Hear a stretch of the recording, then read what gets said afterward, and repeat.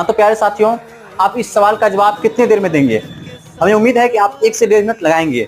आइए इसको एक ट्रिक बताते हैं आपको, 10 सेकंड के अंदर में आप इसका जवाब एक बार में दे देंगे ऐसे क्वेश्चन का, क्योंकि ये एसएससी में पूछा गया भयंकर सवाल है। आपको भयंकर लगेगा, बहुत देर लगेगा आपको बनाने में, पर आइए इसको ट्रिक से सीखते हैं।